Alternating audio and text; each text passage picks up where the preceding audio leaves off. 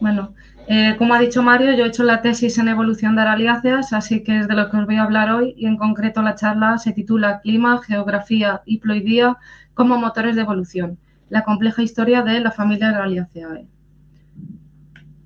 Bien, en primer lugar, como introducción, es necesario saber qué sabemos de las araliáceas o qué sabíamos de las araliáceas desde el comienzo de mi investigación, ¿no? Bien, la familia de las araliáceas, la familia Araliaceae, forma parte del orden Apiales, que es un orden de angiospermas que tiene bastante diversidad. Y este orden incluye un total de 7 familias, siendo la familia de las araliáceas la segunda más grande, ya que incluye 46 géneros y unas 1.500 especies, y iría justo después de la familia de las apiáceas, que tiene unos 450 géneros y casi 1.000 especies. La familia de las araliáceas se caracteriza por tener una gran diversidad morfológica en distintos rasgos.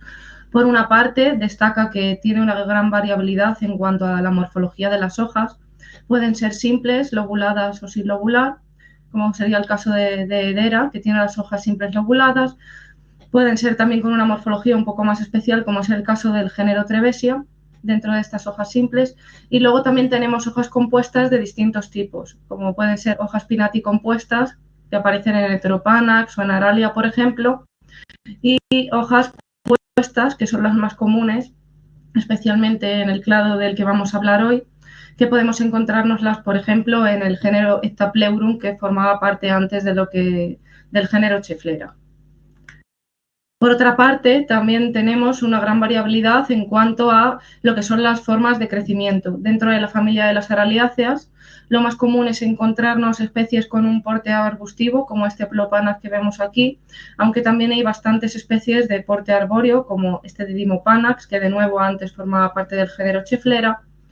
Sin embargo, también tenemos un género, que es el género Hedera, el género de las hiedras, que está formado exclusivamente por especies que son plantas trepadoras, por especies que son de tipo liana, en cuanto a su hábito.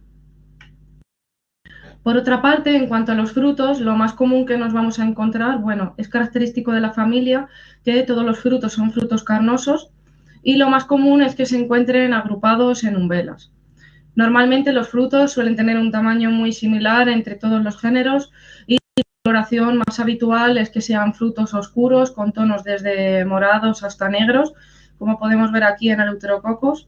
Sin embargo, también hay excepciones, como en Hoplopanas, que nos encontramos los frutos en umbelas con los frutos son de color rojizo.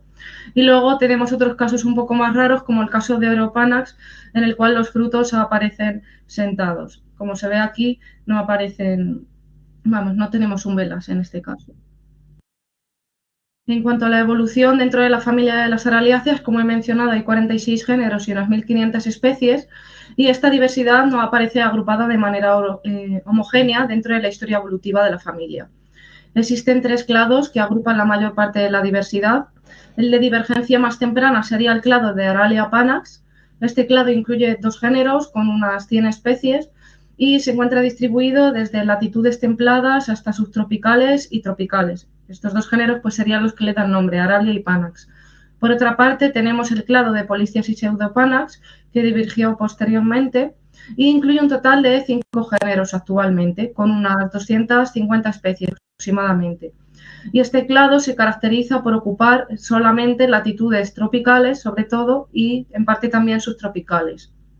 Y por último, y el más importante y en el que nos vamos a enfocar hoy, tenemos el grupo de las asiáticas de hoja palmeada, o Asian Palming Group, o ASPG. Y utilizaremos las distintas nomenclaturas a lo largo de la charla. Este grupo incluye un total de 23 géneros, es decir, el 50% de la diversidad de géneros de la familia de las araliáceas, y unas 950 especies que cada vez son más, o sea que ya andará en torno a las 1.000, de tal manera que representa la mayor parte de la diversidad de especies de la familia también. Y se caracteriza porque la mayor parte de la diversidad es tropical o subtropical en cuanto a la latitud que ocupan los géneros. Sin embargo, también tenemos un 30% de los géneros que se encuentran exclusivamente en latitudes templadas, que ya lo veremos en mayor detalle. En cuanto a lo que sabemos de este grupo, no solo destaca por ser el grupo que alberga la mayor diversidad de géneros y de especies, el ASPG o el Asian Palmeo, que también se caracteriza por agrupar la mayor parte de la variabilidad morfológica de la que hemos hablado previamente. Podemos ver aquí en el ejemplo de las hojas que hay hojas simples lobuladas o sin lobular y compuestas de tipo pinnaticompuesta o palmaticompuesta, y también alberga la mayor variabilidad en cuanto al hábito y en la morfología de los frutos. Por otra parte, destaca que sus géneros tienen una gran variabilidad en cuanto al rango de distribución. Tenemos algunos géneros que tienen una distribución muy amplia a nivel global, como es el caso del género Dendropanax, que aparece ampliamente distribuido en el este de Asia y también en Centroamérica y Sudamérica. Y por otra parte, tenemos otros géneros que tienen una distribución muy reducida, como sería el caso del género Sinopanax, que aparece exclusivamente en Taiwán, que, bueno, para el que no lo sepa, esto estaría al este de China. En cuanto a la distribución que tiene la diversidad dentro del Asian Palmate Group, existe un patrón bastante interesante. Por una parte, podemos observar que existen dos núcleos principales de diversidad. Uno se encontraría en el este de Asia y en el norte de Oceanía, y este núcleo englobaría la mayor parte de los géneros, 17 géneros, del total de 23, y más de 400 especies reconocidas. Y por otra parte, el otro núcleo de diversidad le vamos a tener entre Centroamérica y Sudamérica, donde nos podemos encontrar 7 géneros y más de 300 especies de este grupo de la SPG. Si nos fijamos además en este patrón, vemos que la mayor parte de la diversidad, estos núcleos, se encuentran entre latitudes tropicales y subtropicales. Y luego, por otra parte, en contraste, lo que observamos es que en latitudes templadas y frías, lo que vemos es que existe un único género, el género Hedera, en Europa, con 10 especies en esta área. Y luego, por otra parte, en el norte de Norteamérica nos encontramos también un único género, que sería el género Oplopanax, que también presenta muy baja diversidad. De esta manera, lo que observamos es que en latitudes tropicales y subtropicales se engloba la mayor parte de la diversidad de la SPG, mientras que en latitudes templadas, tanto a nivel de género como a nivel de especie, la diversidad es muy limitada. Entonces, este patrón parece apuntar a que tanto la distribución geográfica como las preferencias climáticas deben haber tenido algún papel en la evolución del grupo. En relación a lo que sabemos de evolución, aquí podemos observar representaciones esquemáticas de las relaciones evolutivas de los géneros de la SPG de acuerdo a los últimos trabajos, a los más resueltos antes del desarrollo de mi tesis doctoral. A la izquierda podemos observar una representación esquemática de las relaciones de los géneros basada en una filogenia que se hizo con el marcador nuclear ITS, es un único marcador entonces, y lo que observamos es que a pesar de ser un único marcador hay una buena resolución hacia los tips, se recuperaron las relaciones entre varios de los géneros, como se puede ver. Sin embargo, hay una politomía en la base que engloba todos estos clados que se recuperaron. Por otra parte, en cuanto a lo que se sabe con topología plastidial, el trabajo más reciente es este de Valcárcel y Wen del año 2019, y en este caso sí se amplió mucho más el muestreo genético. Se utilizó la técnica de secuenciación masiva de genome skimming para obtener los plastomas completos.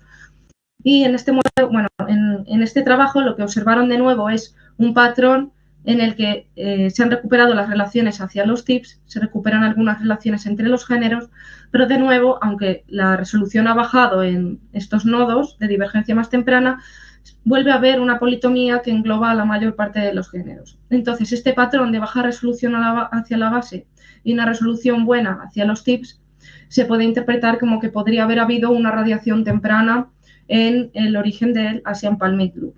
Por otra parte, que también es muy interesante, lo que observamos es cuando se comparan ambas topologías, la topología nuclear con un marcador y la topología plastidial con los plastomas completos, es que hay una gran cantidad de incongruencias en la posición de los géneros de acuerdo a ambas reconstrucciones.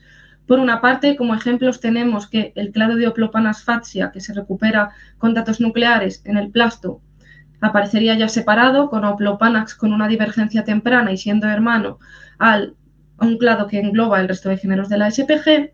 Y por otro lado tenemos el caso de Fatsia, que aparecería como hermano a Sinopanax y formando un clado con otro género que es Oreopanax. De tal manera que la topología no tiene nada que ver. Otro ejemplo podría ser el caso del grupo hermano de Macropanax y de Metapanax, que en el caso del núcleo es el género Eleuterococcus, mientras que en el caso del plasto es el género Calopanax y el Euterococcus se movería a esta posición como género hermano al clado de Brasiliopsis y Trevesia.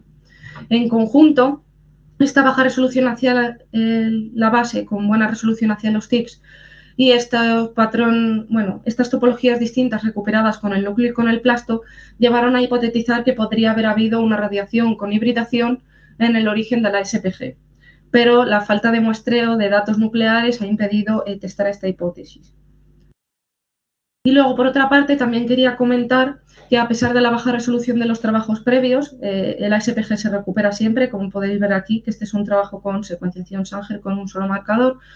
Este es un trabajo de Yi y colaboradores del 2004 y os lo he puesto aquí porque destaca porque estudiaron los números cromosómicos que tenían los distintos géneros de las araliáceas. Hicieron conteos cromosómicos y, por otra parte, recopilaron la información existente. Y aunque no tuvieron conteos representativos de todos los géneros, sí que se observa que dentro de la SPG el número básico más común es de 48, mientras que fuera de la SPG en géneros que están emparentados dentro de este mismo clado, el número básico tiende a ser de 24. Esto podría significar que podría haber habido una duplicación del genoma que afectara al origen de la SPG. Y además, este clado, el ASPG o grupo de las asiáticas de hoja palmeada, también se caracteriza porque es el clado que tiene una mayor proporción de poliploides dentro de las araliáceas. Por lo que otro factor que podría haber influenciado a la evolución del grupo serían las duplicaciones del genoma. Bien, entonces, como hemos visto, teniendo en cuenta los trabajos previos, los factores que podrían afectar a la evolución de la SPG serían la geografía, las barreras geográficas, la distribución de los géneros, por otra parte, la influencia del clima y, por último, la poliploidización, los eventos de duplicación del genoma. Sin embargo, para estudiar estos procesos, primero tenemos que saber cuáles son las relaciones evolutivas en el ASPG. Bien. Entonces, en nuestro primer trabajo, en el primer trabajo de mi tesis doctoral, el objetivo fue, primero, obtener filogenias bien resueltas con datos nucleares y plastidiales para la SPG, para conocer cuáles son las relaciones entre los géneros, y por otra parte, testamos esa hipótesis de radiación con hibridación en el origen del grupo que no se había podido testar antes porque no se tenía un muestreo suficientemente amplio. Para ello, utilizamos la técnica de secuenciación masiva HiveSeq, que es una técnica de secuenciación dirigida en la que se obtienen una serie de locis objetivo. Y por otra parte, en nuestro muestreo para esta secuenciación fue del 88% de géneros de la SPG, el más grande hasta la fecha, y con un total de 70 especies para representar esos géneros. Esa información se utilizó para obtener filogenias nucleares y plastidiales. Y por otra parte, también hemos recopilado conteos cromosómicos para reconstruir el número cromosómico ancestral. Nos permitirá conocer, además, si ha habido duplicaciones del genoma. Y por último, vamos a realizar análisis de hibridación, de tal manera que si observamos alguna duplicación del genoma y observamos una señal de hibridación, podría ser que estas duplicaciones del genoma se deben a eventos de alopoliploidización, a eventos de duplicación del genoma que vienen asociados a procesos de hibridación. Bien, en cuanto a los resultados, aquí tenemos el árbol que hemos obtenido con datos nucleares mediante concatenación y lo que observamos es que la resolución fue muy buena, solo hubo dos nodos que no estuvieron apoyados, uno de ellos con una posición un poco más basal, como se ve aquí. Sin embargo, cuando comparamos nuestra topología con la previa obtenida por Valcárcel y colaboradores en el año 2014 con el marcador ITS, lo que vemos es que la resolución ha mejorado mucho gracias a utilizar estas técnicas de secuenciación masiva. Por otra parte, en cuanto a los datos plastidiales, hemos obtenido esta filogenia que de nuevo tiene una resolución muy buena y lo que observamos en este caso es que hay dos nodos relevantes que no están bien. Sin embargo, cuando comparamos nuestra topología con la del trabajo previo de Valcárcel y Wen del año 2019, de nuevo observamos una mejora, ya que no está esta gran politomía que engloba la mayor parte de los clados que ellos habían recuperado. En este caso, ambas son técnicas de secuenciación masiva, por lo que esta mejora probablemente se deba al aumento de muestreo de géneros y especies en el Asian Palmate Group.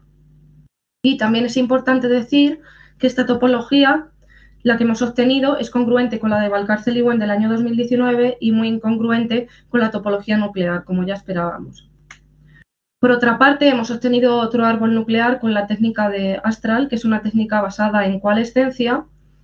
Lo que observamos en este caso, lo he ampliado aquí, estos gráficos de sectores que aparecen en los nodos representan los apoyos Aquí lo que estamos obteniendo es un árbol consenso de los árboles de cada uno de los genes que se han analizado para el núcleo.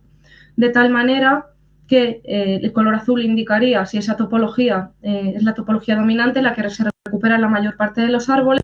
En la naranja, la segunda más abundante, la primera alternativa a esa topología para ese nodo, y el gris, la siguiente alternativa. Y lo que observamos aquí es que, aunque hacia los extremos, hacia los tips, la topología dominante es como muy frecuente, hay muy poca incongruencia entre los árboles de genes, hacia la base lo que observamos es que hay una gran incongruencia que podría deberse a incomplete linear sorting o a hibridación.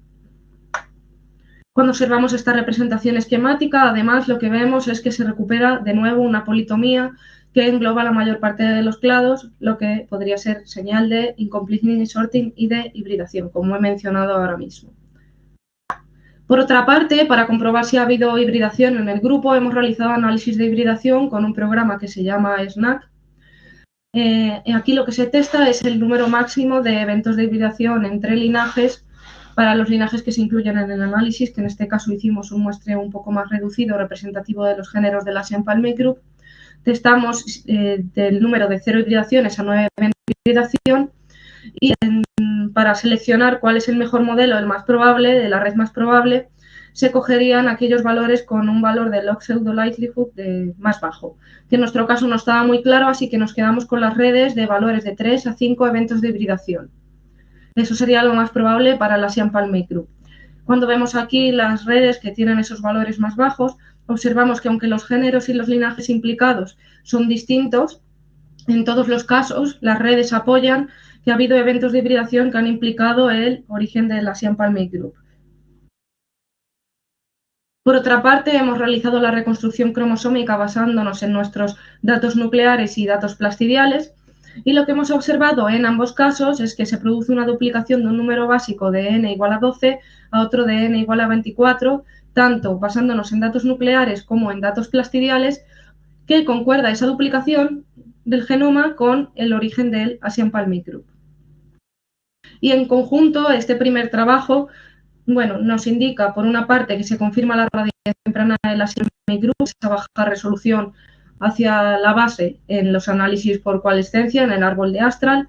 Por otra parte, tenemos evidencia de que podría haber habido incomplete linear sorting, lo cual tendría sentido en el contexto de una radiación o hibridación entre linajes, y de hecho nuestros análisis de hibridación apoyan que ha habido varios eventos de hibridación. Y por último, lo que observamos respecto a este trabajo es que habría habido una duplicación del genoma que concordaría con el origen del Asian Palmate Group. Todo esto en su conjunto nos lleva a la conclusión en este primer bloque de que habría habido una alopoliperización, un evento de duplicación del genoma debido a una hibridación entre linajes. Posteriormente habría ocurrido una radiación, por eso observamos esa baja resolución hacia la base, y que estos procesos explicarían el origen y la evolución temprana del Asian Palmate Group. De tal manera que, en respuesta a esta pregunta de cómo afectan estos factores a la evolución de la Asian Palmate Group, hemos estudiado ya las principales relaciones entre los géneros y también hemos estudiado el papel de la poliploidización.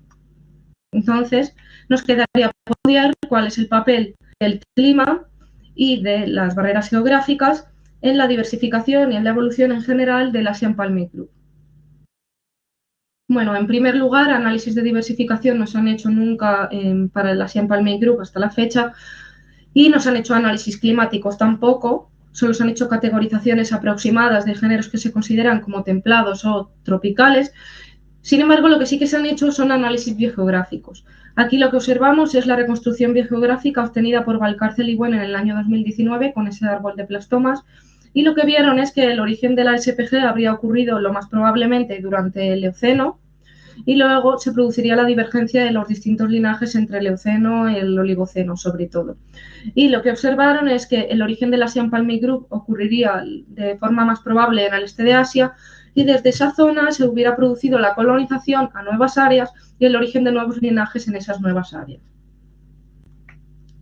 Además, cuando observamos el patrón de las preferencias climáticas, cuando observamos este patrón de colonización de nuevas áreas junto a las preferencias climáticas de los géneros actuales, el patrón es bastante interesante, porque lo que vemos es que del total de 23 géneros de la SPG, 4 géneros engloban más de 100 especies cada uno, y más de 700 especies en total. Esto es más del 75% de la diversidad de la SPG.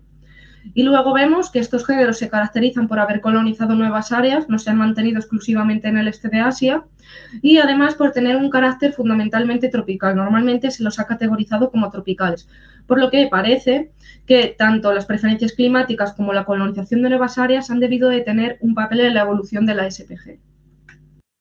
Y para estudiar esto en más detalle, nos vamos a enfocar en el clado de Dendropanax gamblia. Este clado le describimos por primera vez, lo encontramos por primera vez en el capítulo previo de mi tesis, en el artículo del que acabamos de hablar, y está formado por 3 géneros. Incluye un género que es el género Dendropanas, que tiene una distribución muy amplia entre el este de Asia y Centroamérica y Sudamérica, que incluye más de 100 especies, es un género muy diverso y que es fundamentalmente tropical.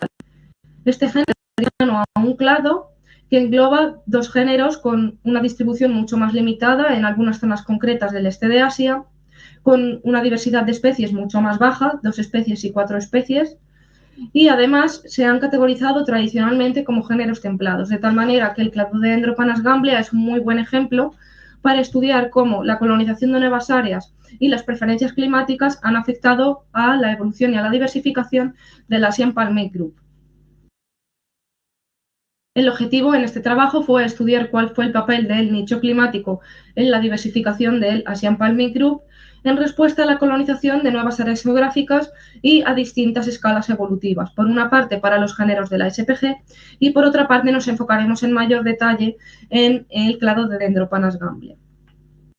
Para ello volvimos a utilizar la técnica de secuenciación masiva HiveSeq, pero en este caso ampliamos el muestreo a 250 especies que representan todos los géneros menos 1, el 96% de géneros de la SPG y un 80% de géneros de raliáceas. Esa información la hemos utilizado para obtener filogenias nucleares y plastidiales que hemos calibrado temporalmente, que hemos datado.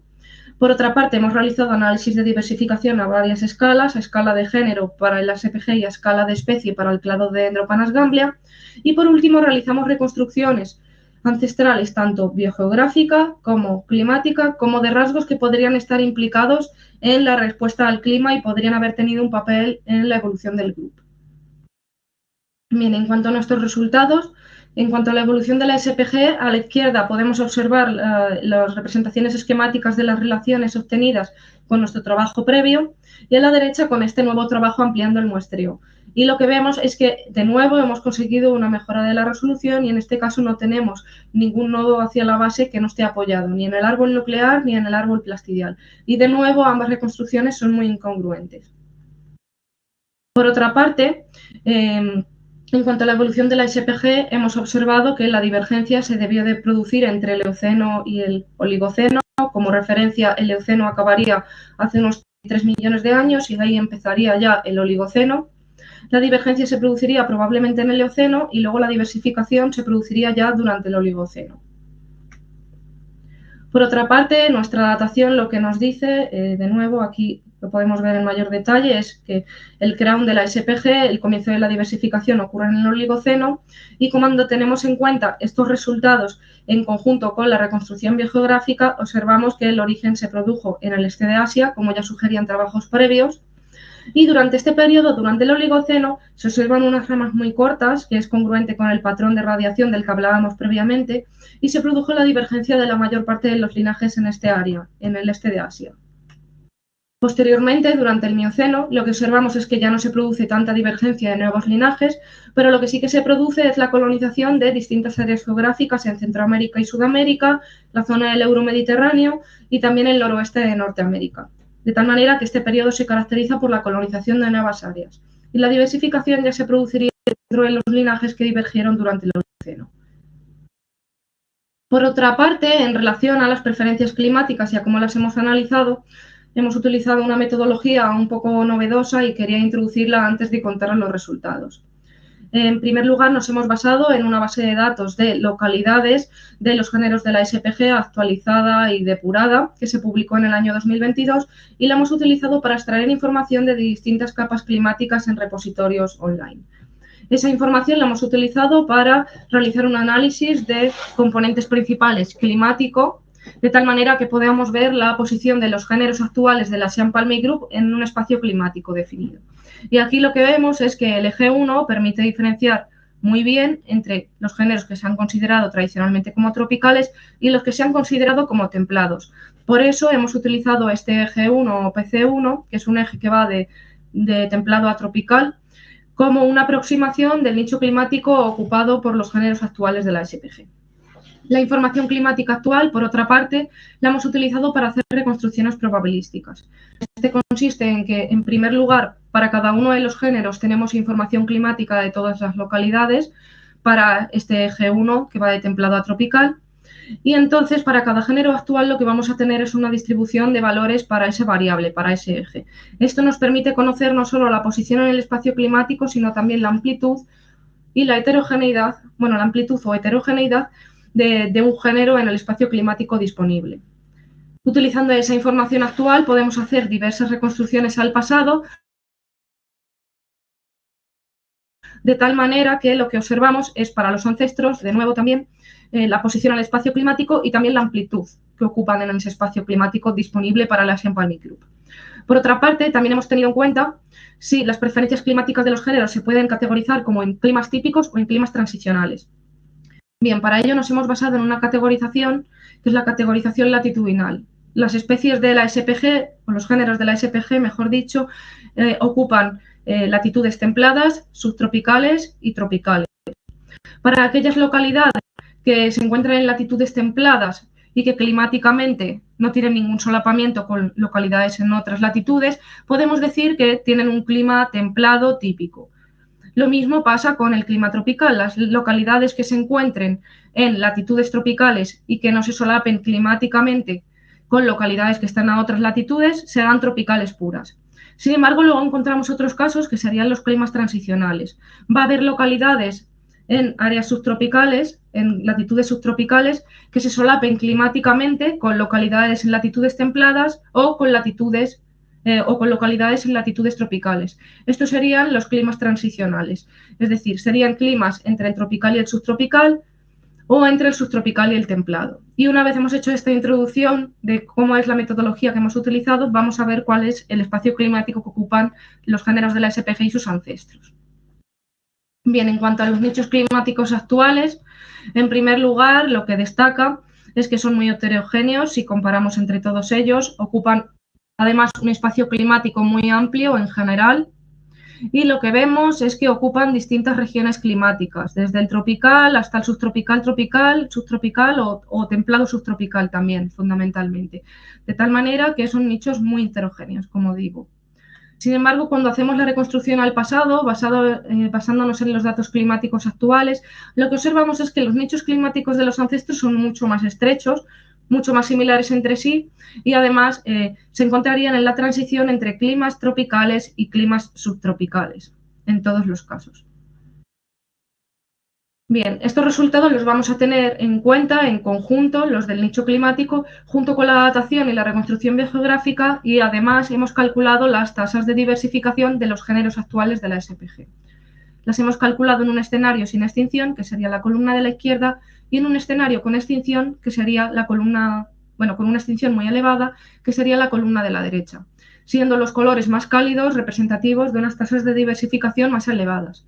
Y lo que observamos aquí, si nos fijamos, es que aquellos géneros que presentan las tasas de diversificación más amplias, digo más altas, serían aquellos que han colonizado nuevas áreas geográficas y que además se caracterizan actualmente por tener nichos amplios y que están desplazados hacia el extremo más tropical. Sin embargo, para estudiar si el nicho climático y la colonización de nuevas áreas están directamente asociadas con la diversificación en la SPG, vamos a necesitar otros análisis en mayor detalle y estos los hemos hecho en el clado de Dendropanas gamblia. Bien, dentro de este clado lo que hemos observado es que el origen se produciría entre el Mioceno temprano y el Mioceno medio en el este de Asia y posteriormente entre el Mioceno medio y el Mioceno tardío se producirían colonizaciones sucesivas a Centroamérica y a Sudamérica. Además, destaca que cuando observamos el nicho climático, como ha ido evolucionando, vemos que ha habido una evolución una vez se produce la colonización del neotrópico hacia un nicho climático más cálido, que aquí va, más tropical, que aquí aparece representado con estos colores más amarillos en los nodos. Por otra parte, hemos estudiado la diversificación dentro del clado y lo que vemos es que la mayor diversificación aquí en colores rojos se encuentra en el periodo más antiguo de la evolución del grupo. Sin embargo, dentro del clado que ha colonizado el neotrópico, que es el clado neotropical de Dendropanax, lo que observamos es que las tasas de diversificación se mantuvieron elevadas durante mucho más tiempo hasta el Mioceno medio, donde se empieza a producir ya un descenso de temperaturas a nivel global. Y de hecho también realizamos distintos modelos para estudiar cómo se produce la diversificación en este clado y lo que observamos es que en periodos de la historia de la Tierra más cálidos la diversificación de Dendropanax era más grande, más alta, por lo que estos resultados son congruentes entre sí. Y luego, por otra parte, también hemos observado que, bueno, ya vimos lo del origen en el este de Asia, en el Mioceno temprano y las colonizaciones entre el Mioceno medio y el tardío, y hemos visto previamente que se produjo un desplazamiento del nicho climático hacia climas más tropicales al colonizar el neotrópico. Pues bien, esto no solo está acoplado con un mantenimiento de la diversificación que hemos visto justo antes, sino también con un aumento del tamaño de las hojas. Cuando se colonizó el neotrópico dentro de Dendropanax se produjo un desplazamiento del nicho climático hacia climas más tropicales y además un aumento del tamaño de las hojas. Y como conclusiones para este bloque podemos decir que se produjo la divergencia en el Oligoceno de la mayor parte de los linajes y posteriormente durante el Mioceno los linajes que hoy en día son diversos colonizaron nuevas áreas geográficas y presentan actualmente un nicho climático fundamentalmente tropical. Por otra parte, dentro del clado de Dendropanas gamblia, con nuestros análisis a una escala más reducida, observamos que la mayor diversificación en este grupo se da en periodos más cálidos de la historia de la Tierra y dentro del clado neotropical de Dendropanax. Y además observamos que una vez se coloniza el neotrópico, por Dendropanax se produce un cambio hacia nichos climáticos más tropicales y un aumento del tamaño de las hojas acoplado a este desplazamiento del nicho climático. Como conclusión, podemos decir que la colonización de nuevas áreas, asociada a la evolución del nicho climático hacia climas más tropicales, se asocia a su vez con una mayor diversificación a varias escalas para los géneros del Asian Palmate Group y para las especies del clado de Dendropanas y Gamblia. Y ahora vamos a tener en cuenta los resultados de los dos trabajos en conjunto. Bien, ya hemos estudiado los tres factores y ahora vamos a verlo en un contexto temporal, como conclusiones generales de todo el trabajo que hemos realizado. Bien, para empezar, el Asian Palmate Group, de acuerdo a nuestros trabajos, tendría su origen, su divergencia durante el Eoceno o el Oligoceno y la diversificación en el grupo empezaría a producirse ya durante el Oligoceno. Durante este periodo, los linajes ancestrales compartirían un área en el este de Asia y estarían caracterizados por un nicho climático entre el nicho tropical y un nicho subtropical, un nicho transicional tropical-subtropical. El ocupar este área común habría permitido que esos linajes ancestrales hibridaran entre ellos y se produjera una duplicación del genoma, es decir, ese evento de alopoliploidización que hemos detectado.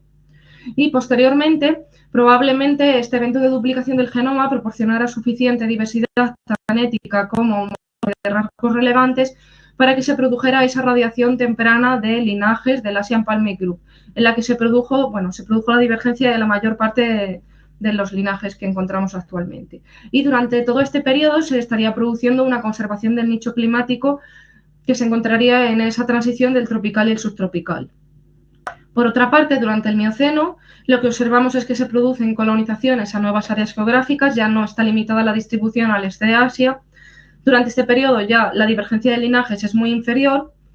Sin embargo, lo que observamos es que hay un desplazamiento de nicho en los géneros que colonizan nuevas áreas y especialmente solo hemos observado dentro del clado de Dendropanas y Gamblia, donde observamos que hay un desplazamiento de nicho hacia climas más tropicales una vez se colonizó el neotrópico. Y este periodo también se caracterizó por tener una diversificación, ya en este caso no de linajes, sino dentro de los linajes que se habían generado durante el Oligoceno.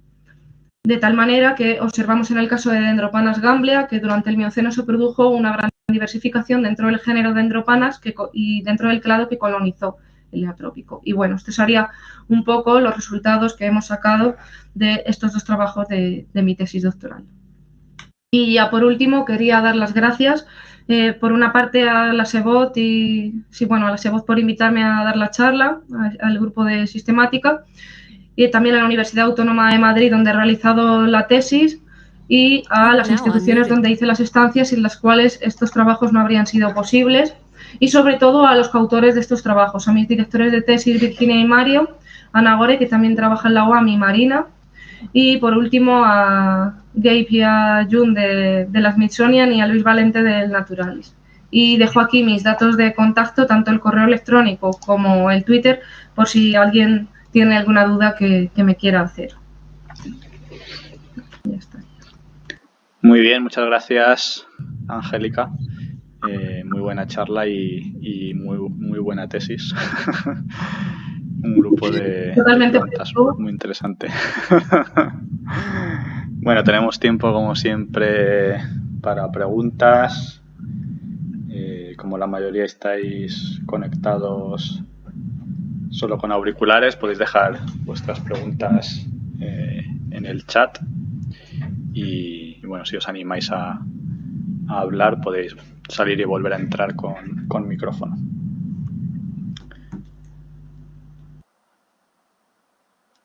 Bueno, mientras tanto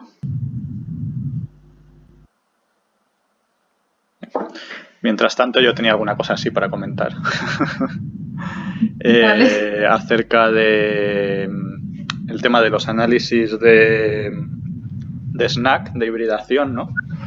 Que creo que bueno, es un tipo de análisis muy interesante, ¿no? Para intentar ir un poco más allá de los árboles filogenéticos, ¿no? Estamos muy acostumbrados a ellos, pero siempre la cosa es más compleja y suele haber por ahí reticulación.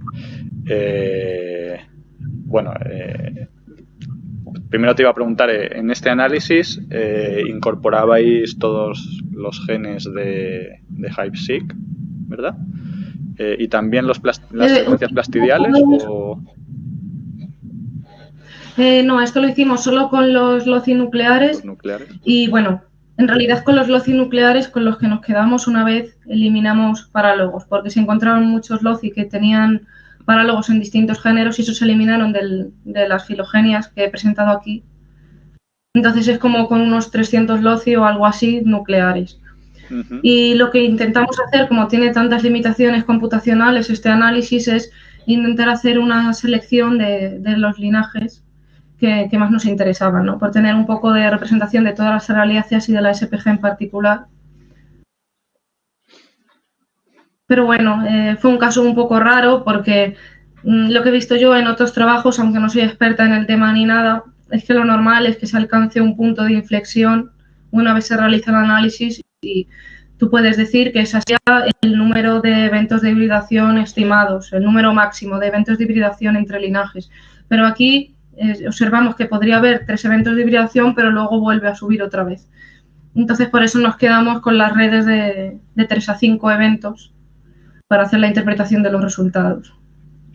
Vale, y de esas 3 posibles hipótesis, ¿no?, que salen, ¿consideras que son así eventos de hibridación que más o menos tienen sentido un poco con el conocimiento del grupo, o consideras que a lo mejor una de ellas es más probable que otras, aunque el análisis no te lo diga?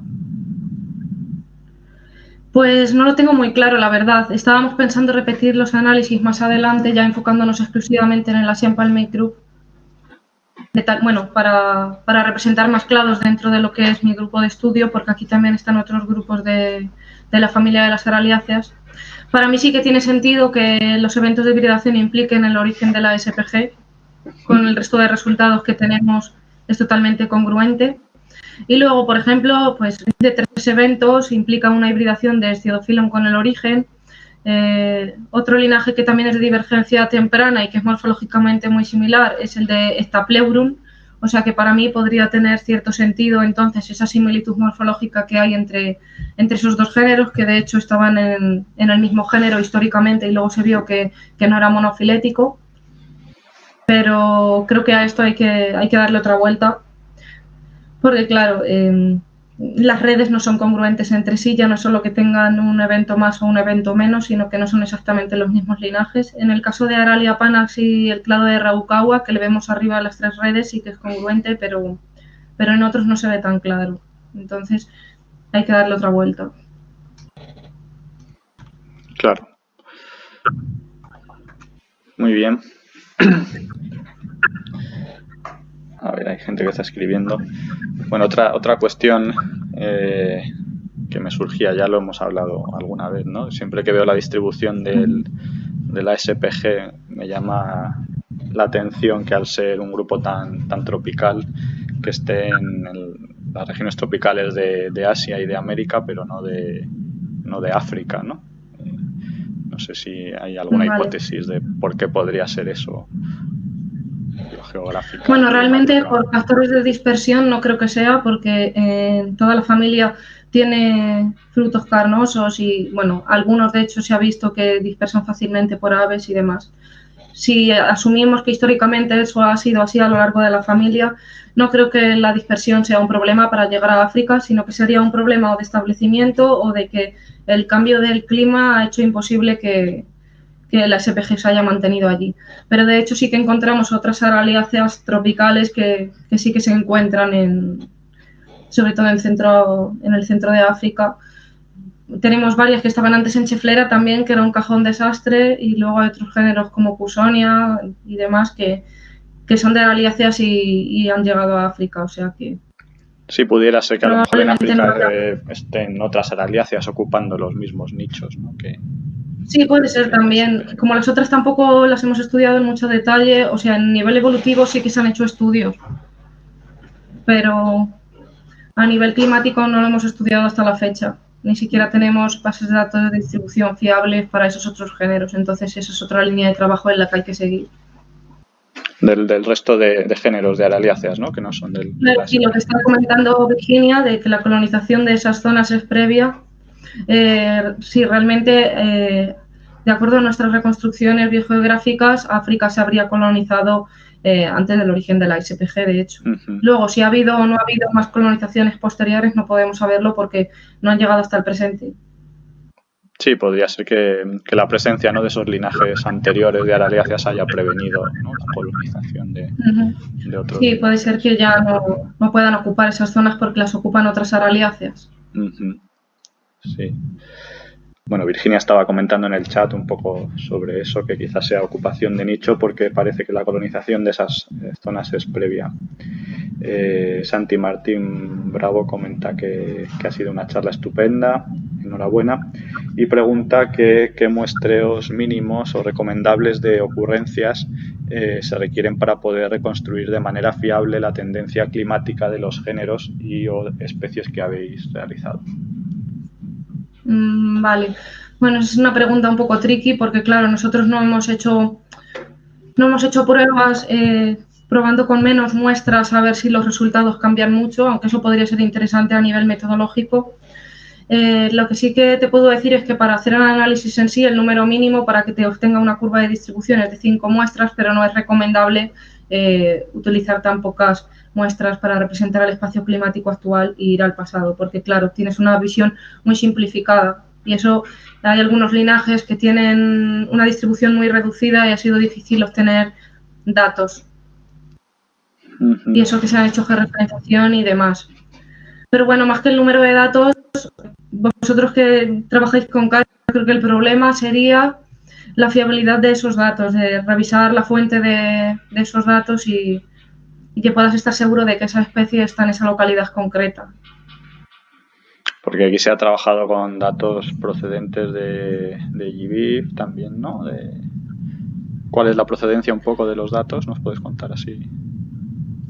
Bueno, se ha utilizado datos de distintos repositorios. Esto es un artículo en el que yo no participé, así que, bueno, lo podría contar mejor incluso Virginia, que está en el chat, o Marina, pero se cogieron localidades de distintas bases de datos y se filtraron que no estuvieran en el mar, que tuvieran sentido de acuerdo al conocimiento que se tiene de esos linajes. Se hizo también un thinning para no tener sobre representadas determinados linajes que son abundantes en unas áreas en concreto, para tener unos datos más fiables. Y además se hizo también georreferenciación de pliegos y material de herbario.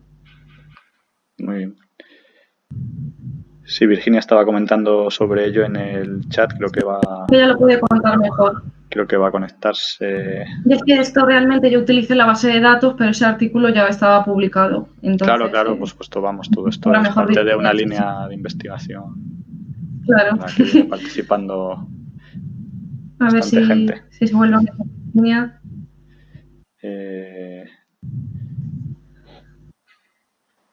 Creo que Virginia se iba a conectar para hablar. Sí, entiendo que va a meterse para que le dé ese permiso para preguntar o para hablar. Sí, bueno, no tengo que dar permiso. Ah, no, podemos ponernos el altavoz cuando queramos aquí. Sí, lo que Qué requiere peligro. permiso es solo el PowerPoint.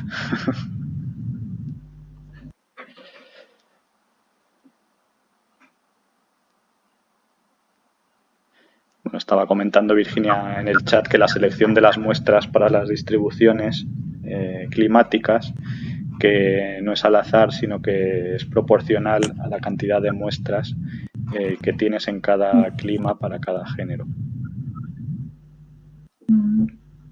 Sí, ¿me oís? Ahí está. Sí.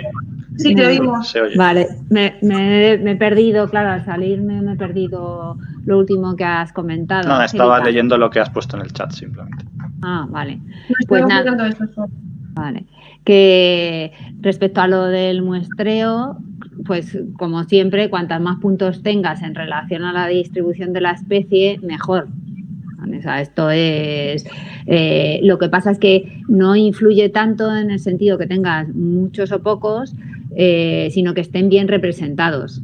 ¿Vale? Y porque luego el muestreo que tú haces para hacer esas distribuciones no es que cojas al azar, ponte que de un género o de una especie tienes 10.000 localidades, ¿no? 10.000 coordenadas geográficas, pues no, y vas a coger solo 1.000, no coges 1.000 al azar. Coges 1.000 de forma que esas 1.000 representen la misma distribución de puntos que tienen el conjunto de los 10.000 datos que tú tienes. Con lo cual, si tu muestreo está bien hecho, si has seleccionado bien las ocurrencias dentro del área de distribución de la especie, no impacta tanto el que no tengas muchísimos datos de una especie en concreto. Vale, Santi está escribiendo. Muy bien, muchas gracias, Virginia. Y Santi dice que muchas gracias a las dos también.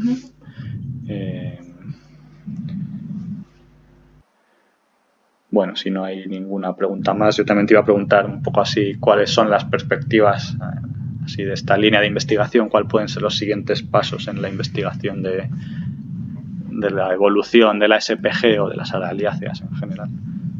A ver, lo ideal sería aumentar el muestreo de los géneros de araliáceas que no se han representado y en un mundo idílico también intentar tener una reconstrucción filogenética de la familia de las araliáceas que sea completa, porque aquí tenemos como un 25% de las especies o algo así. Sobre todo también tener buenos datos de ocurrencias para estudiar también este tema del nicho climático. Porque claro, si no tenemos buenos datos de distribución de los otros géneros, es un factor importante para futuros estudios. Y luego dentro del clado de Dendropanas gamblia, mi idea es meterme a estudiar en mayor detalle la diversificación, aumentando el muestreo del género, que está en torno a un 50%, intentar llegar del género del clado, intentar llegar al 100% del muestreo y a poder hacer análisis de diversificación más finos teniendo en cuenta los rasgos en el propio análisis de diversificación. Esa es una idea de un posible postdoc que está solicitado. Así que a ver si hay suerte. Muy bien, muchas gracias, Angélica. Pues si no hay ninguna pregunta más, bueno, están escribiendo en el chat. Vamos a esperar a ver si dicen algo más.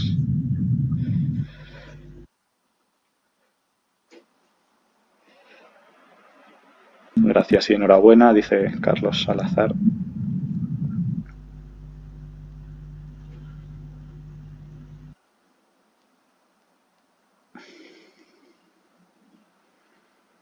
Bueno, varios usuarios están escribiendo, creo que felicitaciones y agradecimientos. No sé si...